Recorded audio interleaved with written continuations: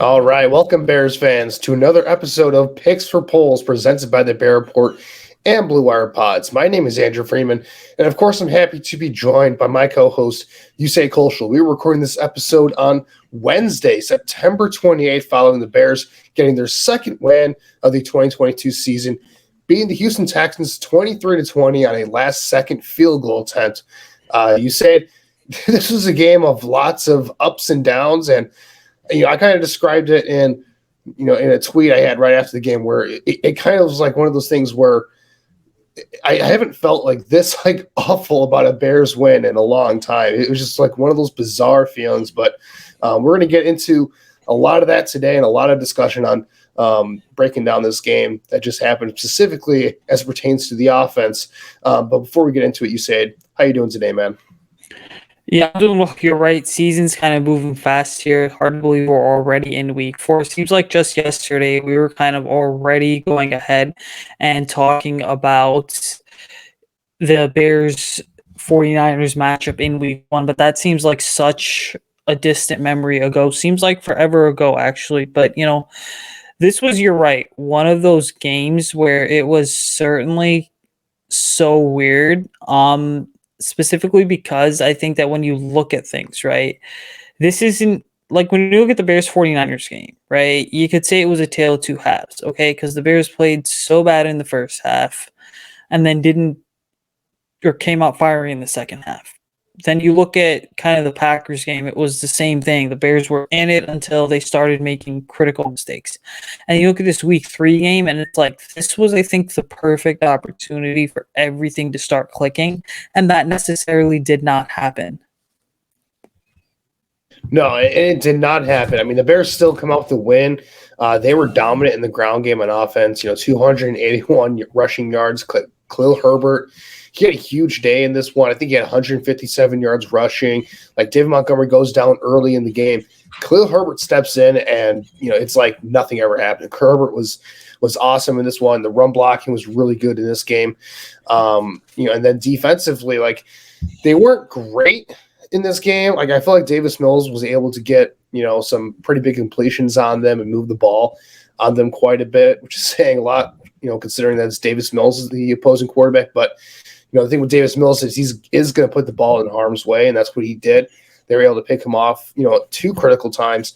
First in the red zone where Texans are about to go down and score a touchdown. I think it was off of Justin Fields' first interception, which we'll get into in a little bit here. And then the second one that set up the game-winning field goal, where it's just a careless decision by Davis Mills, and I think the ball was tipped on that play as well. So, it was one of those things where the Bears, I think, were very fortunate to come out with the win here because they did not play a very good game on offense here, specifically in the passing game. Like this was, probably when we're looking back at this, like we have to talk about the quarterback here, and I think it's going to be the subject for a lot of this episode today. Like Justin Fields, there's a lot of talk about him maybe, going into a game against, an easier defense compared to the 49ers and Packers, having this be more of a breakout game from this year after starting slow the first 2 weeks. And I mean, this was just an unmitigated disaster for Fields in this one. This is maybe his worst performance as a pro. Like that Cleveland game last year was really bad. The Buccaneers game was really bad. And man, this was up there among those games. Like this was just rough from start to finish. Fields had 2 interceptions in this one, didn't even throw 100 yards. Just looked just all over the place. Like his accuracy was off, his decision making was off. He was holding on to the ball way too long, taking too many sacks, like not feeling comfortable in the offense, it looks like. And when you look at the point of this year and what's the number one important thing that you want to see, it's the development of Justin Fields. And man, this game was not a good reflection of his development so far this year. You're right. It was not a good reflection of Justin's development. And it's so critical because I wrote an article about this following the Bears week 2 loss, and I talked about how the Bears have an identity on offense. It is a running game. It's just they refuse to commit to it, and everyone kind of talks about when's this offense going to take off. The reality is that I think right now the Bears' model for success is not necessarily sustainable. And what I mean by that is at some point, defenses and teams around the league are going to adjust to a team that's rushing the ball 60-40 as much as the Bears are. I think that for the Bears to offense to really take a step forward, that has to absolutely involve getting the passing going. But then again, it's hard to even get the passing game going because we had such high expectations for players like Cole Kmet and Darnell Mooney this season, right? And through the first 3 games, we're being honest, like Equinemius St. Brown's outperformed those guys, not even in terms of volumes of targets, but just in terms of overall performance, right? So naturally, all of this, I think, has kind of led to this interesting conundrum that Bears GM Ryan Poles is going to have to answer for, unfortunately. And, it's going to be one of the things that when we look back at his first offseason, we're going to say, well, you had a young, insanely talented quarterback. Sure, that quarterback had ups and downs, but at the end of the day, did you really do enough to support Justin? Probably not with the way things are going at this point. Yeah, you kind of mentioned it. The sustainability of this offense, it isn't sustainable. For them to run the way that they have, I don't think it's sustainable long term, especially if they don't get a passing game to kind of support the running game. Because eventually, teams are going to figure out that all the Bears can do here is run the ball, and they're going to shut that down, or at least attempt to shut it down a little bit more. So the Bears are doing really nice things in the run game, but we've seen this across over time here across the NFL. The best way to build a sustainably good offense is by having a really efficient passing game. And the Bears have the worst passing game in all football. And a lot of that is stemming from Justin Fields and, his struggles right now. And, just to put the Bears offense into perspective here and how run heavy they have been to start the year. I was reading earlier today, Football Outsiders did a study on, how run heavy the Bears are in comparison to, past NFL teams in comparison to, the NFL of the past. And going back to the NFL merger back in 1970, the Bears are one of the 3 to 5 most run heavy teams in NFL history so far when adjusted for era played. So it's ridiculous how run heavy they are right now. And, again, from Luke Getsy's perspective, the offensive coordinator, I kind of get it where he's coming from because that's been their bread and butter so far. That's how they've moved the ball. That's how they've had success on offense. But, what's the point of this year? I mean, is their goal this year to squeak out a bunch of close wins against really bad teams? And just by running the ball and playing defense, if that's their goal here, it kind of goes against what probably should have been the goal all along, which was to see what they have and Justin Fields and developing him and trying to maximize him. It goes back to their entire philosophy this offseason, hiring a defensive-minded head coach, bringing in an offensive coordinator who wants to run the ball more than he wants to pass it, not investing at wide receiver, not investing on the offensive line, not really doing much to really improve this offensive unit as a whole. Again, just kind of, again, it's a rebuild, so you expect there to be some holes in this roster, but most of the holes were, they left those to be on the offensive side of the ball. And it was just questionable from that standpoint of things. And we're starting to see all of my fears going into this season are being proved or are playing out because, the Bears, again, they're 2-1. And that's nice to see. It's good for, building a culture of your team. But at what cost here? And the cost here is that you might be stunting the development of your quarterback here, your young quarterback, and Justin Fields, because Justin Fields, through 3 games this year, I'm not making these stats up, he only has 45 pass attempts in 3 games. That's how many pass attempts a lot of guys in the NFL throw in one game. He's got 45 passing attempts in 3 games so far. 297 yards with not even 100 yards passing per game. He's throwing his completion percentage is 51%, 6.5 yards per attempt.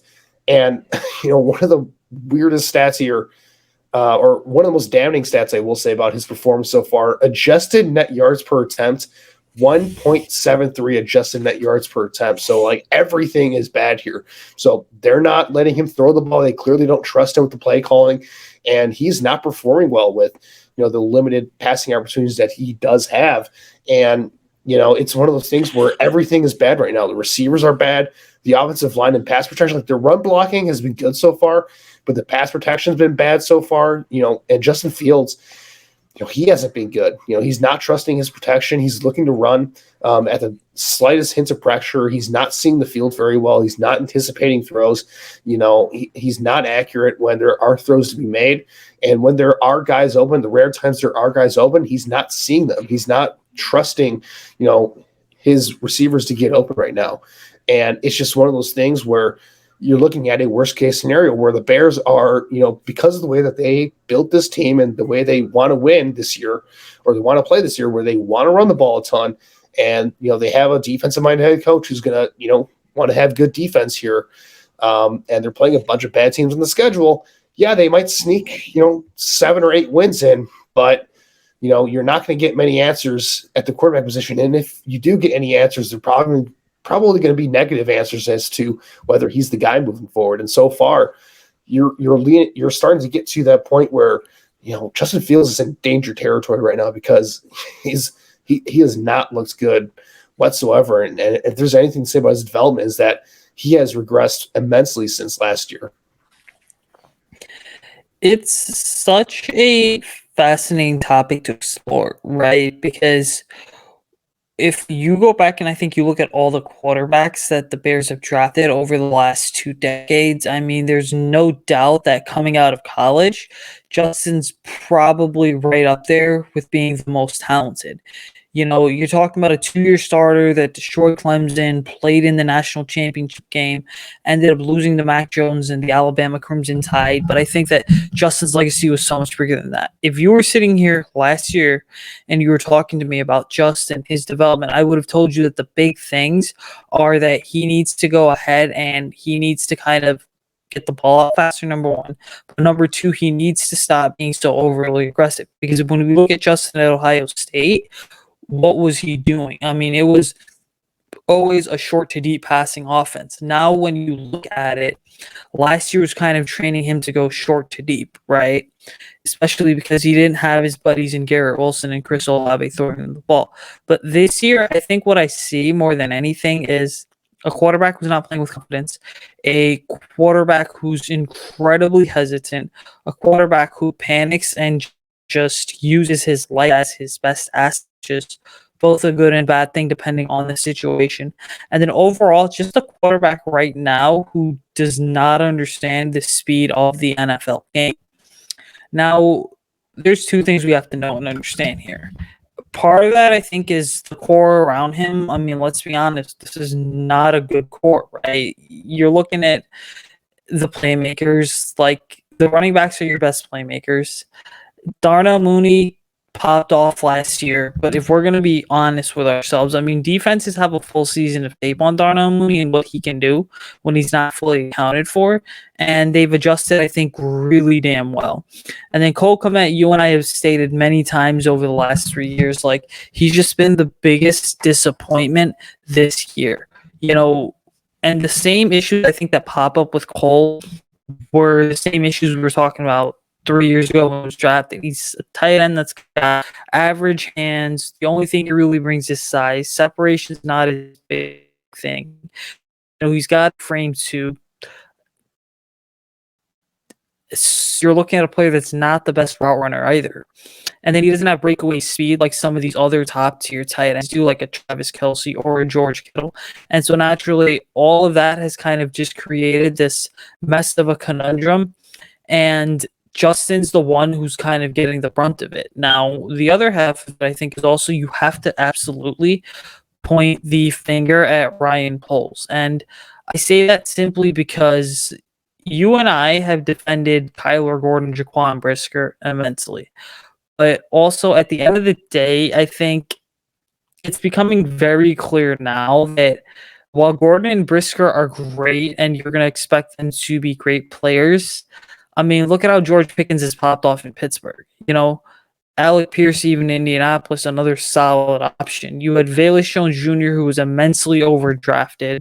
And we haven't seen Velus play yet, but you know what? Quite frankly, might have made more sense for the Bears to double and invest in receivers and playmakers than it would have investing in the defense back-to-back picks, especially since what makes it so much more worse as I kind of wrap up here is that like you traded away Khalil Mack, the face of your franchise, and the best guy on your roster for basically a second round pick and then 2 6th-round picks, and you ate his contract in the process. Now, I would feel a lot better about the entire state of the team had Khalil Mack still been on this roster, because you know what? Yeah, having one less draft pick would suck and would not have a Brisker or Gordon on this roster. But then again, he would have covered up a lot of holes on defense, and you could have used that capital to invest in offense. Well, I mean, you look down the road of, the decisions made to get to this point to build this team this year. And, it starts with the Khalil Mack trade in terms of, they traded him because they clearly saw this year as a rebuild year. And the best way to do that was to move on from Khalil Mack's, giant contract, get a premium pick for him and, try to get younger. And the assumption at the time was that, the Bears were going to get rid of this massive contract that's on the books right here for an old, injured player in Khalil Mack and get somebody on offense to, kind of shift the resources here on this team and repurpose them to the offensive side of the ball. Because at the end of the day, you need to start getting some talent in here on offense to support your young quarterback. And that was kind of the thinking of what I thought Ryan Poles was up to at the time. And, clearly that's just that just isn't the case. It wasn't the case, going defense on back-to-back picks. And, like you said, Kyler Gordon, Jaquan Brisker, both could be very, very good. I think both of us feel very, very confident that they're going to be quality starters for this team moving forward. But so far, both have struggled, pretty immensely in their first 3 games as rookies. Like that's what happens as rookies in the secondary. Like these guys are going to struggle, especially Kyler Gordon. Like it's been a rough start to the year for him at that quarterback spot. Because they're really throwing him to the fire right now. But like you said, like the Bears, they had opportunities to, add some talent in the draft on offense here. And it's not like, you say like, the Bears went best player available with both those picks. Like, I don't know. Like, I feel like George Pickens was just as good as Kyler Gordon or Jaquan Brisker, if not better. Like, I think a lot of people had Pickens is better than both of those guys as an overall prospect. Like, there were other guys here who, could have brought in and, made just as much of an impact. Like you said, it made all the sense in the world for them to double down on the offensive side of the ball, whether it be at, playmaker at wide receiver or on the offensive line. Like it made a ton of sense for the Bears to go in that direction, and they just decided not to for whatever reason. And it goes back to the entire philosophy of what this year was all about. So if you're Ryan Poles, like, was your goal to, win in the classic sense, in the classic Lovie Smith style, where, you're going to rely on a good running game and good defense and get a bunch of turnovers and, be, a try hard hustle team. And, maybe you beat a bunch of really bad teams, but you lose to all the good teams and you somehow scratch and claw your way to 7 or 8 wins. And, well, Justin Fields does well in a crappy offense. Like, that'll be nice, but we're not really thinking about Justin Fields. Or, was the philosophy, to maximize Justin Fields. And if your strategy going into this offseason was not the latter, then you're not doing your job right. Because at the end of the day, the only thing, like, let's be for real here for Bears fans here. Like, yes, establishing a culture is important, and, getting a young team learning how to win is very important. But the number one most important thing this year is to determine whether Justin Fields is the guy and to facilitate his development. And what have the Bears done to do that? If anything, they put on a clinic in how not to do that. When you talk about not investing on the offensive line, putting out a very subpar pass blocking unit out there for him. When you talk about not investing in weapons, when you talk about bringing in a defensive-minded head coach, when you talk about bringing in an offensive-minded, an offensive coordinator who is very conservative in terms of his play calling, in terms of, he's going to run the ball a ton on first and second down. And, He's not really going to open up the playbook a lot when the passing game gets going at all. And, on third down, he's out there running the ball on 3rd and 6. Like, it's just, they're not doing anything to really try to put Justin Fields in chances to in spots to succeed. They're basically trying to protect him at all cost.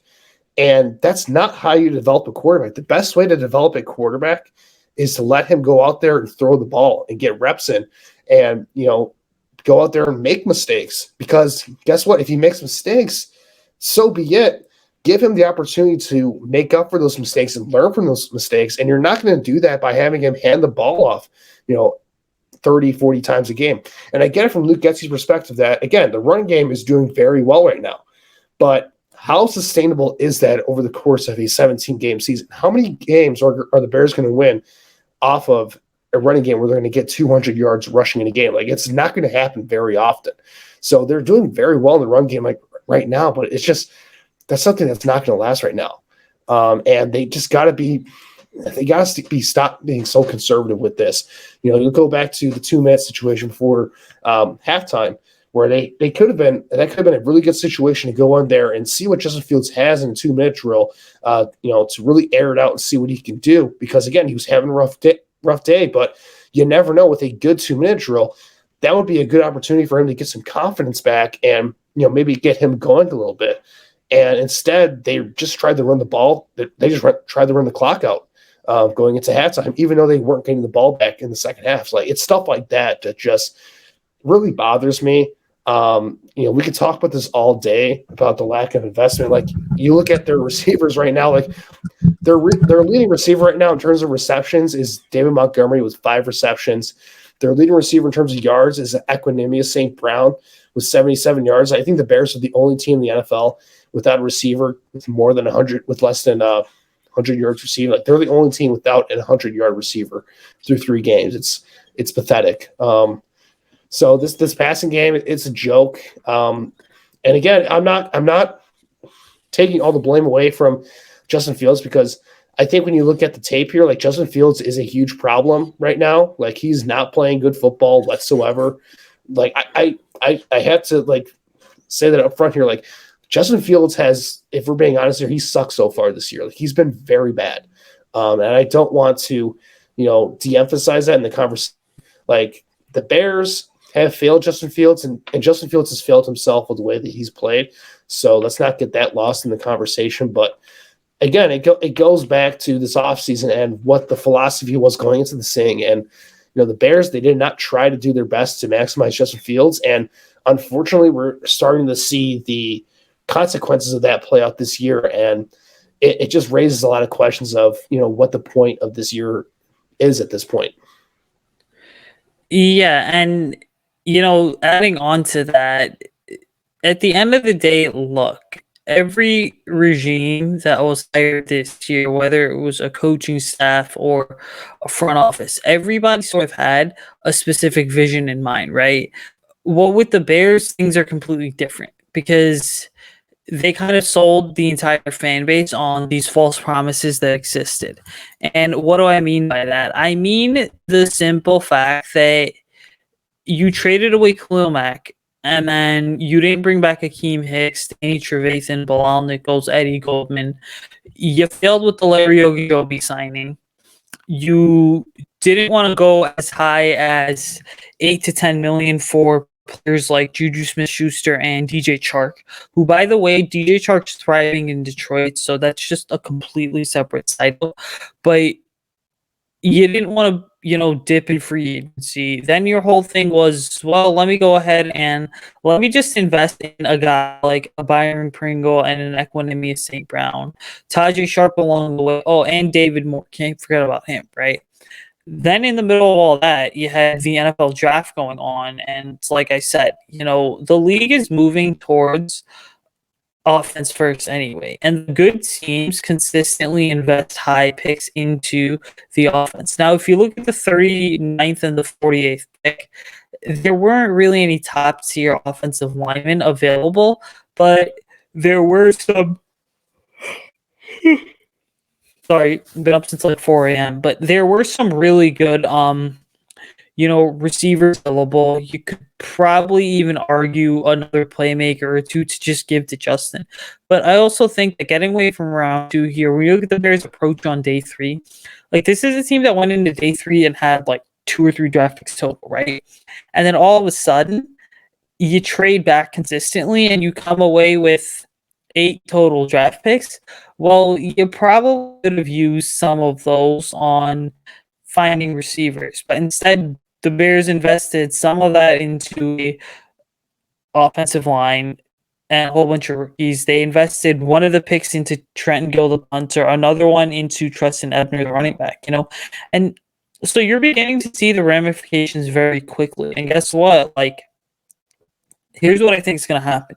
I'm looking down the road. If this offense continues to struggle, and the reality of it is you're going to go into next offseason and you're going to hear kind of the same mumbo jumbo that you consistently heard under Ryan Pace and Matt Nagy. And I'm not saying Poles and Eberflus are Matt Nagy and Ryan Pace 2.0, but if we're going to be honest, we're going to hear the same stuff sitting here in January. Yeah, it was a year. I know we lost a lot of games. The expectations were incredibly high.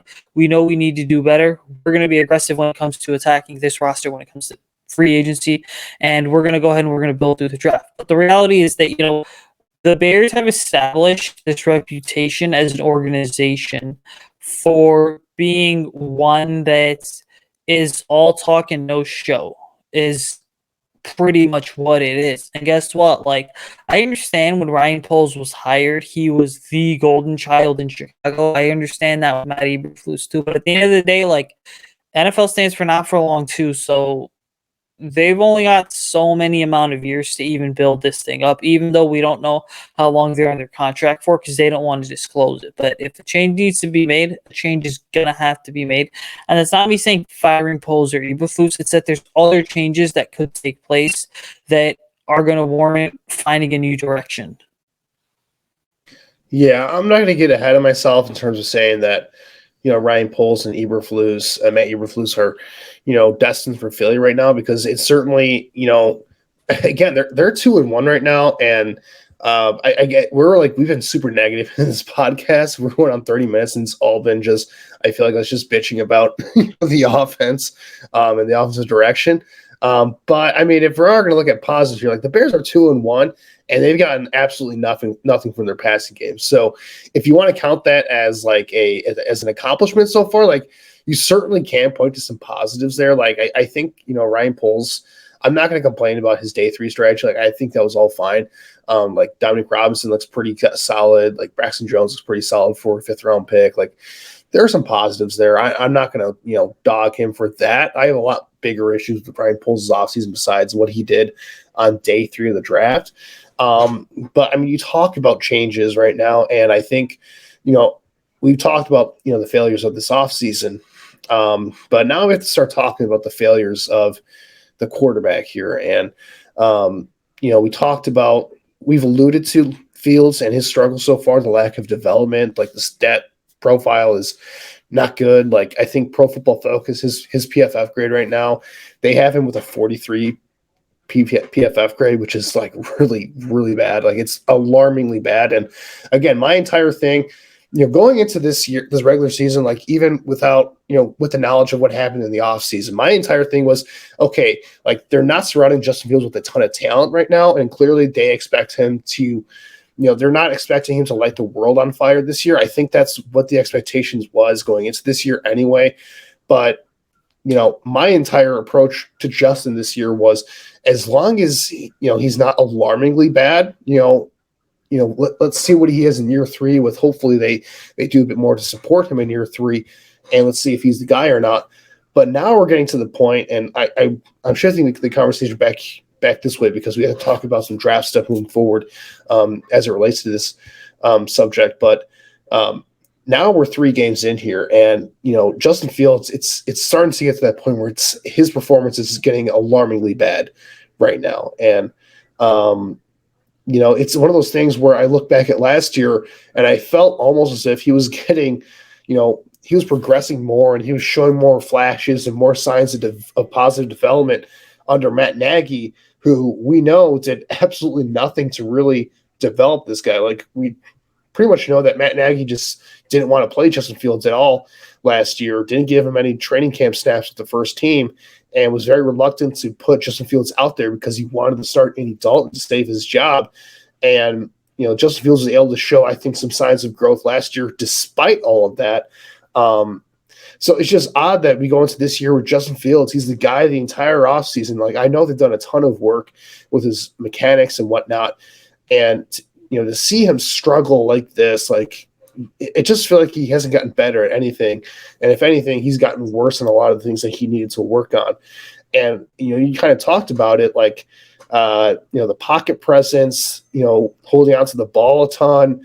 I think his accuracy is much worse this year compared to last year. Like, again, they really went to work on trying to work on his mechanics to get him to have a quick release and work on his footwork right now. And honestly, like, it might be a detriment right now because he doesn't look comfortable with it. He doesn't look comfortable with the timing of the offense. It seems like he's second guessing himself on a lot of throws, and it's one of those things where I'm starting to worry quite a bit that, again, this goes back to the entire Bears approach this year on addressing the offensive side of the ball and addressing Justin Fields' development. But it's one of the things where we had to face the facts. You're like, regardless of that, I'm starting to worry that Justin Fields is starting to go down a path that there may not be a point back from this in terms of him not being the guy for the Bears moving forward. And that's a scary thought because the worst case scenario is, again, I talked about the positive about the Bears being 2-1. Well, if Justin Fields continues to struggle like this, yet the Bears, keep on, clawing out these kind of fluky close wins against these bad teams, like, that's kind of a worst case scenario for this team moving forward. And I think we start to get to the conversation of the Bears, first round pick next year. This is going to be the first time the Bears have a first round pick in a long time here. What are the Bears going to do with it? And it kind of, it's starting to get to the point where, man, are the Bears going to be looking to get a new quarterback here soon? Because, every single thing this offseason is pointing to that Ryan Poles, even though they've said publicly that they're committed to Justin, they like Justin, they see him as the guy moving forward, every move they made this offseason suggested that they didn't really have a ton of, like, I don't want to say a ton of confidence, but they weren't really committed to Justin Fields as their guy, and that he needed to prove something to them this year in order to prove that he's their guy moving forward. So far, Justin Fields has come nowhere close to proving that. Like, he's been an outright detriment to their offense right now. So I'm posing this to you, Usayd, like, do you think that quarterback could be in play for the Bears' first-round pick next year at this rate? So it's certainly a fair question to go ahead and ask. And I would say, yes, I do think it's in play for the Bears. Now, there's a couple things to understand. And I tweeted this and I said that if we're being honest, like, let's give Mitch Trubisky a pass for his first year under John Fox and give Justin Fields a pass for his first year under Matt Nagy. So really, for both of these QBs that the Bears have drafted over the last couple of years, their kind of first rookie seasons were under a new head coach. And so there was a lot of different changes and kind of, things to just work out. But I also think that moving forward, like, if Justin's going to show you he's not the guy, then you do have to look into upgrading and finding something better through the NFL draft. But what also makes next year so intriguing for the Bears is simply the fact that when we look at things, right, we have to understand that outside of CJ Stroud and Bryce Young, I mean, you have toss-ups, right, in terms of Will Levis as well as Anthony Richardson. So the QB class is a good one, but it's not necessarily one where you could see, 3 or 4 future starters in the NFL. You also have to add this in. This is going to be Ryan Poles and Matt Eberflus's first time having a first-round pick for the Bears, so how they decide to approach it, what players are going to have ranked higher than others, is certainly going to go ahead and make a major difference. Circling back to Justin here, I would even say this, that One approach the Bears could take to building the roster, because they've got like upwards of 100 million in cap space next offseason, because all these contracts are coming off the books, is that you give the keys to the franchise to Justin in 2023, and you kind of use that offseason to build up the roster, right? So now he's had 2 full years to go ahead and show you what he's able to do. And then if he still fails, then you go hunt for a quarterback in 2024. Yeah, and that's what I thought the strategy was going to be going into this year. Like, I felt like as long as Justin Fields was, showing some flashes that, the Bears would give him another year and that maybe they'd win enough games to where they wouldn't even be in a position. But I don't know. I fear at this point that, because I feel like with this team, the way they've kind of constructed this is that they're not going to be a bottom, a bottom seller type of team. Like, I think they are going to win, 6-7 games or so this year, just because the schedule they play and their style of play. So I don't think they're going to be in a position where they're going to be, I don't think guys like C.J. Stroud are going to be available to them. I don't think Bryce Young's going to be available to them. So the top quarterbacks are not going to be there for them.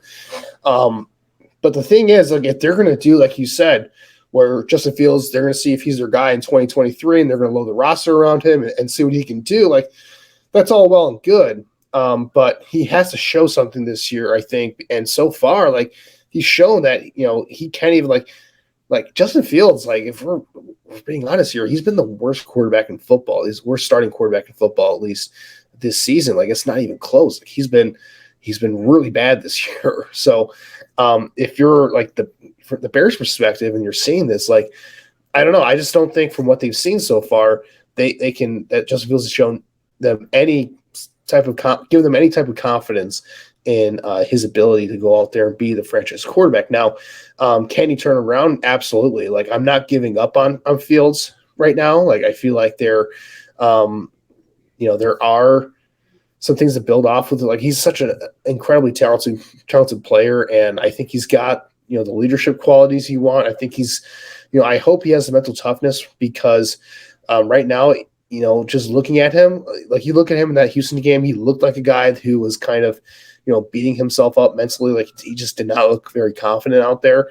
So I am starting to worry that, all the hits he's taken and all the struggles he's had are starting to get to him mentally.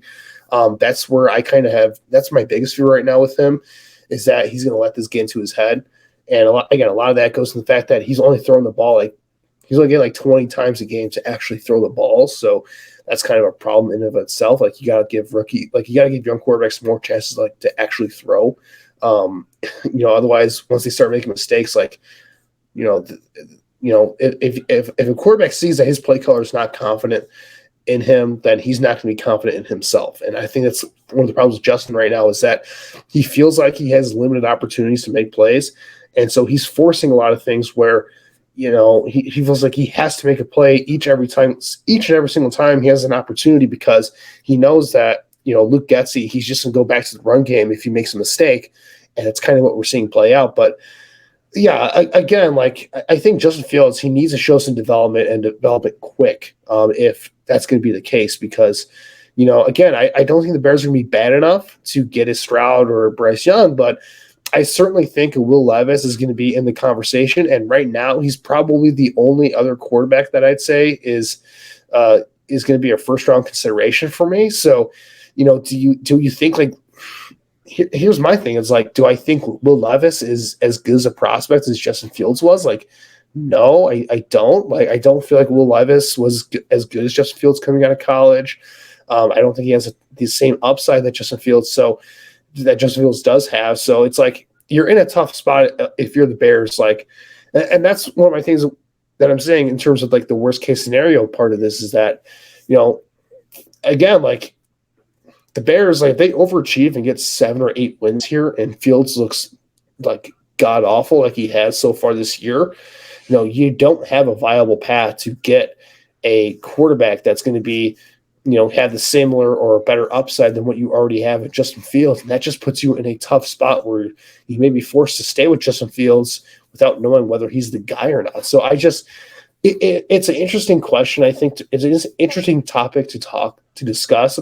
And I don't think there's a good answer at this point. And it's early in the year. We just need to see more. And at this point, like, yeah, I mean, again, it's something where we have to keep that in mind. But again, we're only 3 games in, so I'm not gonna like freak out about it at this point. But we definitely need to see some more development in this passing game. We need to see Justin Fields really start to take some step forwards here, and reduce some of the negatives and start progressing in his game a little bit. Because otherwise, like, this season is just going to be. It's going to be one of those cases like where we're going to be thinking this entire time, like, what are the Bears actually like accomplishing here this year? So we need to see more from Justin Fields, and hopefully we start to see that more when we get to this next upcoming game against the Giants, which we're going to preview here coming up. And I guess let's end this podcast. Let's do that right now. Let's get to previewing this Giants game, Usayd. So when we're looking at this thing, I think the big storyline for this is the offensive side of the ball, and Justin Fields, can he turn it around this week? So going into to New York here, the Bears are going to be on the road. On offense, what are some of the things that you're looking at here, Usayd, for this offense to exploit against this Giants defense? So first things first, here's a fun little fact. I was doing some research. The Bears and Giants have played each other 6 times since 2013. And fun fact, the home team has won every single one of those games. The Bears currently lead the series 4-2 because the last 4 games have been at Soldier Field.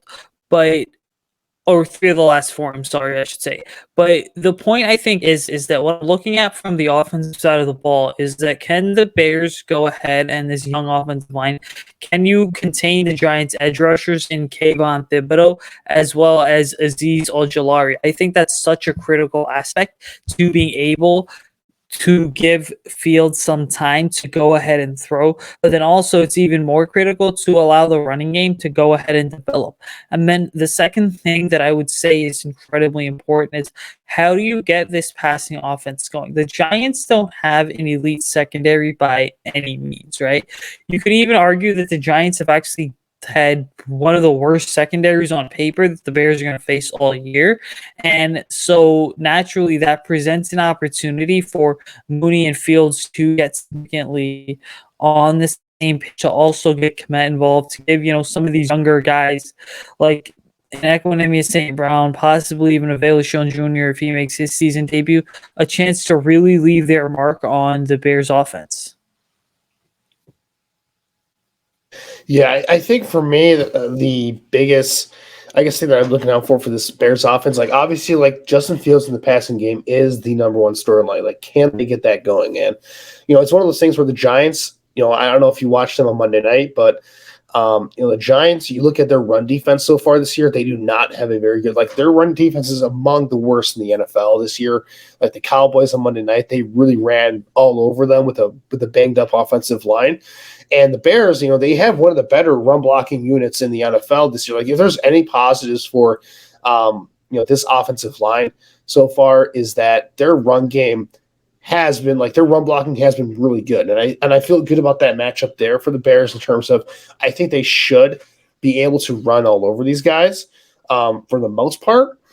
But, it's just, it's one of those things where, again, I think they'll be able to get the run game going, but if they can't get anything through the passing game, it's just going to be tough. And the Giants, they don't have an immensely talented defensive unit, but they do have some young guys, like you said, that can play and get after the quarterback. Like, they have Dexter Lawrence there, who's kind of been their best defensive tackle for a while. Like, they have Leonard Williams. I don't know if he's going to be back healthy for this game, but he's certainly a presence in the interior there when he's healthy. And of course, they drafted Kayvon Thibodeau this past year.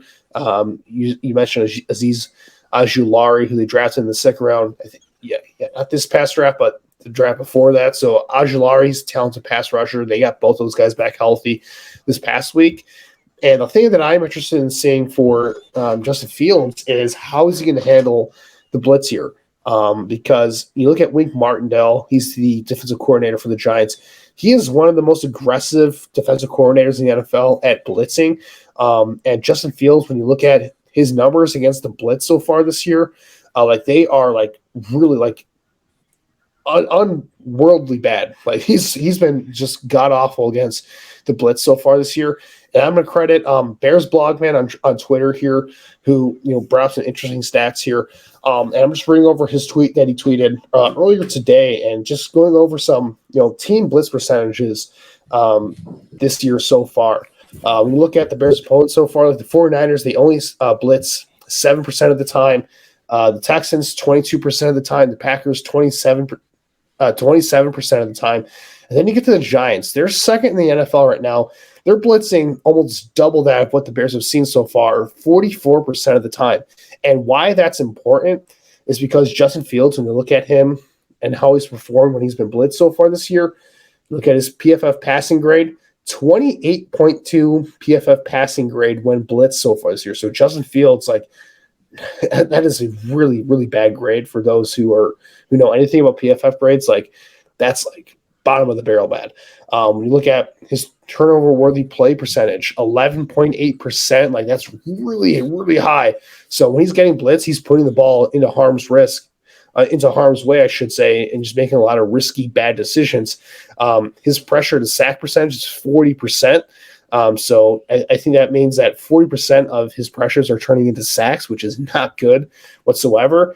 And his passer rating is 37.8. So this is, all those numbers are just flat out terrible. So it's one of those things where I feel like the Bears are going to be able to, have some success in the ground here, and they should be able to score some points based off of that. But you just know that if they get stuck in the second and third and long, that Wink Martindale is going to bring the house.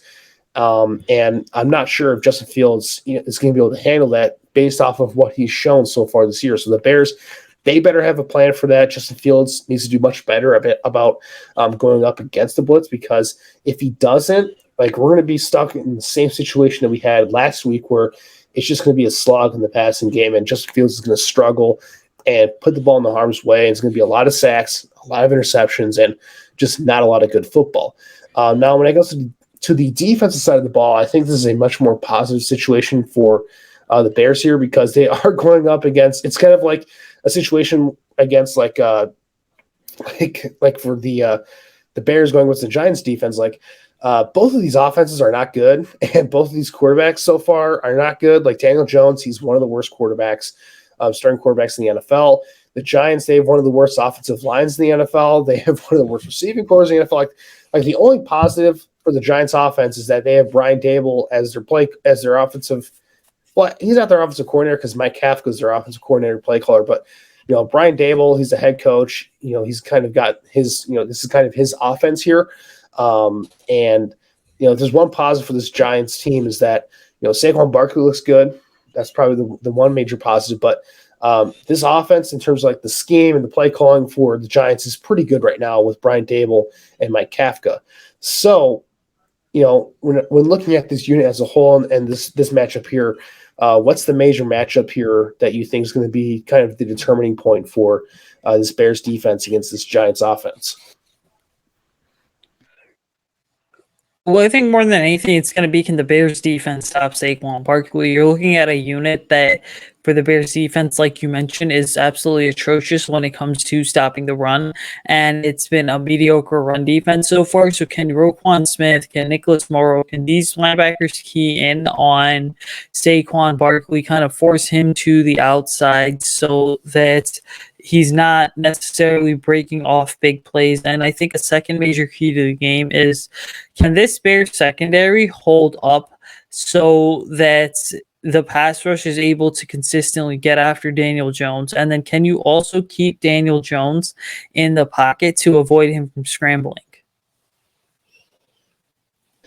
Yeah, and Daniel Jones, like, he's one of those guys where his awareness in the pocket is like a negative. Like, he has like zero awareness in the pocket to sense pressure. So if the Bears can dial up some pressure on Daniel Jones, I think they'll have a lot of success.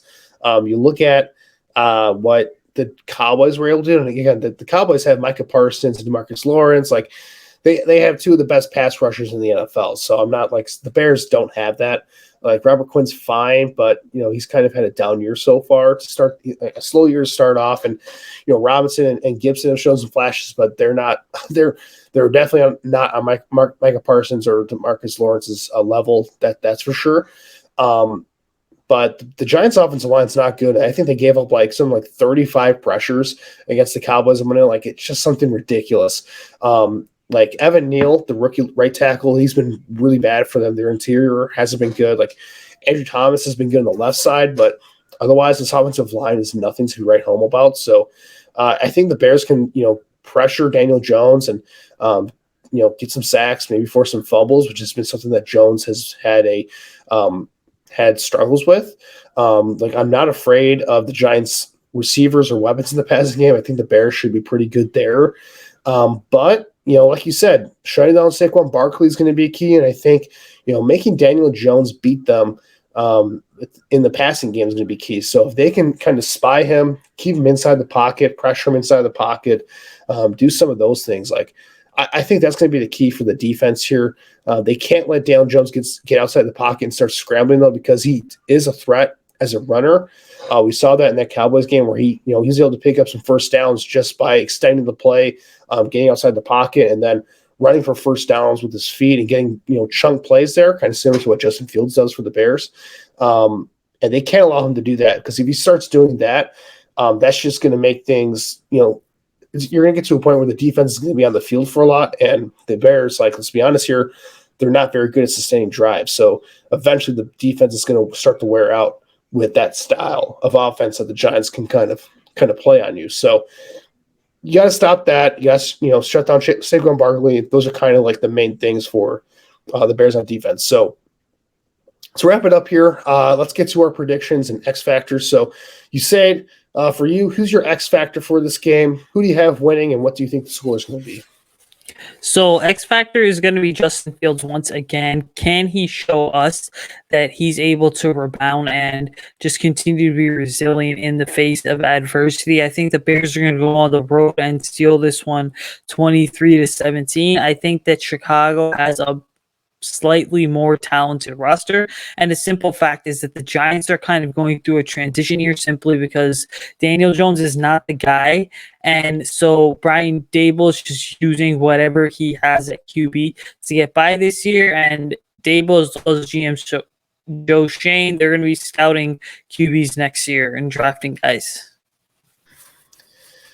Yeah, this one's a tough one for me. I agree with your X factor. It's Justin Fields, man. We can talk about Getsy. I've not been a huge fan of his play calling so far, but at the end of the day, Justin Fields, there's been plays for him to make. He's not making them. He's not looking good right now. The passing game is not good in large part because of his struggles. He needs to go out there and have a big game. That's it. He's the most important thing this year. He needs to start developing. He needs to start taking some strides forward, not staying stagnant, not regressing like he has over these first few weeks. We need to start seeing Justin Fields start to look like he can actually play at the NFL level. And so far this year, he hasn't. So he has to go out there and prove that. The Giants secondary, they're not the most talented unit in the world. Justin Fields, he's going to have to prove that he can beat the Blitz in this one. He's going to have to prove that he can handle the pressures that Meek Martindale is going to send at him. And if he can do that, he should be able to have a nice day taking advantage of some of these weaker cornerbacks that the Giants have. But if he can't, it could be a disastrous situation like last week where there are a lot of struggles there. So Justin Fields, he's the X factor for me. Ultimately, I'm going back and forth on this one. I really don't want to make a prediction for this one, but I guess if I have to, I'm going with the home team here, actually. I'm going with the Giants 16-13. To be honest with you, I think this game is going to suck. I'm not looking forward to watching this one. I think, it's two bad offenses, two teams that want to run the ball a ton. I think both teams know that, and they're going to go out there and try to stop both of these teams' run games early on and force the quarterbacks to have to beat them.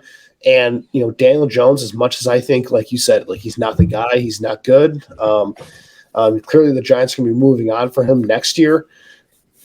at this point, Daniel Jones has shown nothing to suggest, or at least I should say that Justin Fields has shown nothing to suggest that he's any better than Daniel Jones. Like Daniel Jones, he's the better NFL quarterback right now based off of what we have seen. So with that said, I like Brian Dabble. I like what they're doing with that offense there in terms of the play calling. I think Saquon Barkley is a guy that can take over a game at any point in time in the rushing game or the passing game. And again, I just think that the Giants have a better offensive operation in terms of what they're doing and in terms of playing around their quarterback and playing to his limited strengths. And Daniel Jones, he's a slightly better quarterback for me right now. So I'm going to go with the Giants here. I don't feel confident about it because I think this game could go either way. It's going to be a slop fest.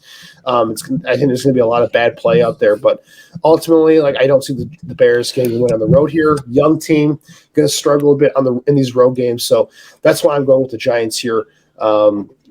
Over the Bears for week 4 here. So without further ado, it's going to wrap it up for us here at the Picks Polls podcast. Make sure to like, rate, and subscribe at the Blue Wire and all of our podcasting platforms to where you listen to us here. Make sure to follow the Bear Report on Twitter and to visit the Bear Report to find our work there. Make sure to follow us on social media as well for Picks Polls.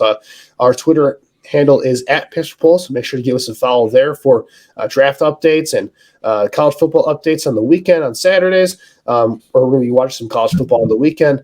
Then Usayd, where can our listeners follow you on social media and find your work?